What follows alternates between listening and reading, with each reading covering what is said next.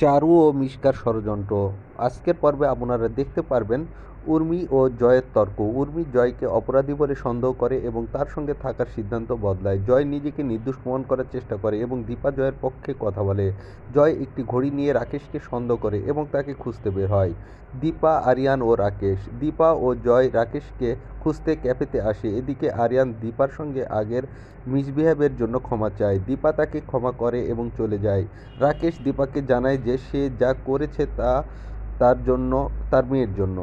চারু ও মিশকার ষড়যন্ত্র। চারু মিশকার প্রতি অনুশোচনা প্রকাশ করে, তবে মিশকা তাদের অপরাধ ঢাকতে নিজের হাতে আঘাত করে। সোনা চারুকে ক্যাফেতে রাকেশকে খোঁজার খবর দেয়, যা চারু আবার মিশকাকে জানায়।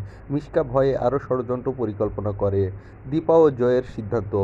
দীপা ও জয় রাকেশের কাছ থেকে সত্য উদ্ঘাটনের চেষ্টা চালায়। দীপা জয়ের সঙ্গে বিগ বংয়ে গিয়ে সবকিছু সমাধান করার চেষ্টা করে। আজকের প্রতিটি চরিত্রের সন্দেহ, বিশ্বাসঘাতকতা এবং সত্য উদ্ঘাটনের একটি জটিল গতি প্রকৃতি দেখা যায়।